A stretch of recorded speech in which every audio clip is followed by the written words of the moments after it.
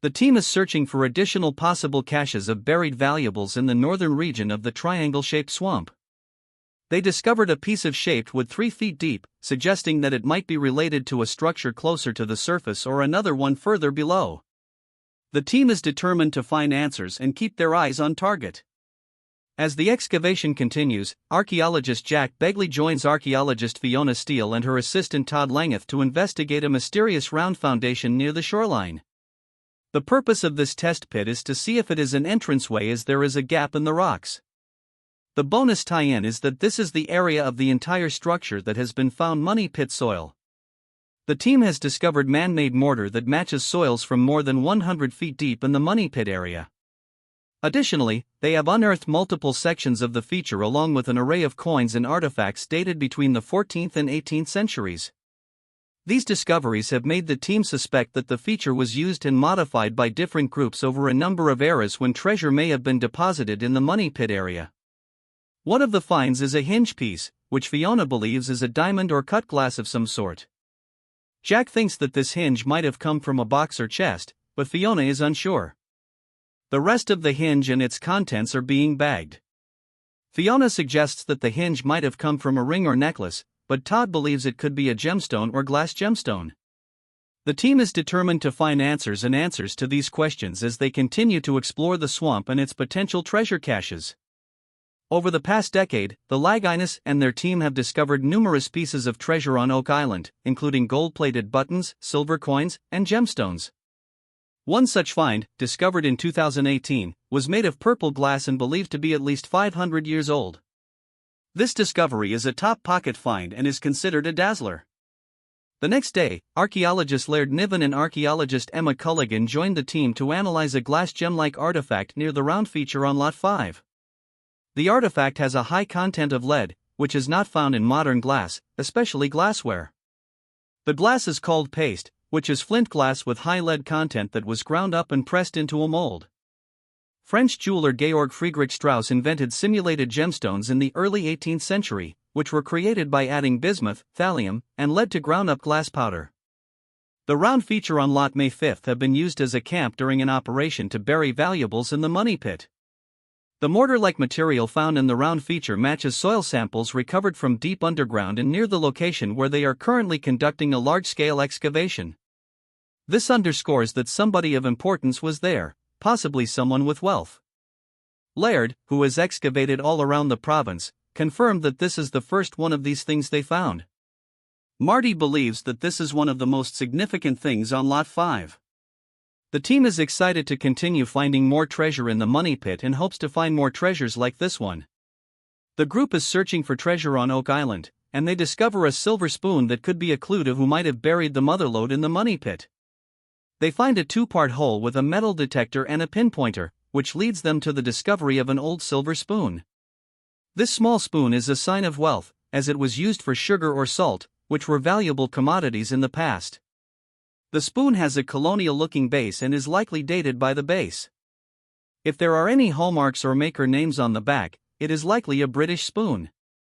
If no hallmarks are found, it is likely North American. The team is excited to take in some precious metals into the lab and is excited to use the silver for breakfast on Oak Island. Gary has done extensive work on Lot 26, which includes the old wall and well adjacent to Samuel Ball. If one believes Samuel had something to do with the original treasure story or treasure recovery, the area is of significant interest. Gary has done exhaustive work on Lot 26 and has a number of flags in the ground. Lot 26 also features the old wall and well, making it an area of significant interest. The group is exploring a mysterious site and discovers a small hotspot with a metal detector. They discover a tiny silver object that could be the handle for a spoon bowl, possibly an emblem or mark. The object appears to resemble silver on the edge, suggesting it might be too large to be a handle. They think they might have found two pieces of silver, which Emma will scan and tell them. The artifacts found on Lot 26 are both spoon-related, with one resembling a handle off a spoon or fork. A small spoon would have been used for sugar or salt. The metal of a silver spoon is 90% silver with about 4% to 5% copper on average and 3% aluminum content, dating around Samuel Ball. This suggests it's a Napoleon post. The group hopes to find hallmarks on the silver spoon due to its silver content. They find a small piece that broke off near the ball foundation, which they believe is from the later 1700s. The hallmarks are tiny, but they are not visible. The group finds these objects on Lot 26 not far off the pond close to the ball foundation. The group cannot figure out how the silver breaks down into small pieces, as it's not something you carry around in your pocket. They suspect it's deliberately broken, possibly called axe silver. The two pieces stand out because they don't look like they're a match. The text explores the discovery of two separate pieces of silver which are believed to be part of a treasure found on an island in the late 1700s. Samuel Ball, one of the first property owners on the island, is mentioned as a cabbage farmer who died wealthy. The discovery of these silver spoons lends an air of mystery to the situation at his property. The proximity of the silver spoons to each other and the presence of iron in the area suggests that there might have been an intent to process or melt down silver. The distance between the silver spoons and the well on Lot 26 is also noted as 40 feet. The water in the well water is one of the few areas where there is silver in the water, suggesting that someone was melting the silver down. The conclusion drawn from this discovery is that someone was melting the silver down, providing a clue to who Samuel might have been. Richard is encouraged to continue searching for more pieces, as the more data collected can lead to speculation and hard facts. The text concludes with the suggestion that the next step is to determine if there is a smithy in the area, as it is one of the few areas where silver is present. This could provide insight into Samuel's identity as an industrious and creative person who excelled in his craft. The team is searching for over 10 tons of spoils from a mysterious rounded stone feature located several yards to the east on Lot 5. The team has unearthed several stunning artifacts, including a fragment of a 17th century English silver coin and a 14th century lead barter token. These items may be connected to the medieval order of the Knights Temple. An interesting button was found on Lot 4, which could date back to the late 1600s to mid-1700s. It is unusual that no tunic or garment buttons have been found before. The button may date back to the 17th century and could be connected to the cut English coin found in the spoils from the round feature on Lot 5. The team is excited about finding a button, as it could provide military insignia that will help the archaeologists track down what has been happening on Lot 5. The team also found an old coin weight which appeared to be lead. This type of coin weight was used by merchants as far back as 305 BC to ensure the true value of coins and prevent counterfeiting. The team is excited about the possibility of finding a lead coin weight, as it could have been used to divide up sums of treasure and may be related to the Knights Temple. The team is excited to continue their search and find more valuable artifacts in the Money Pit area. The Money Pit area has been the site of a high concentration of precious metals, with archaeologists detecting a high concentration of these metals. Gary Darton and Rick Lena, archaeologist London and archaeologist Emma Culligan, are working to find a gold coin and possibly lead weight found in Lot 5 spoils.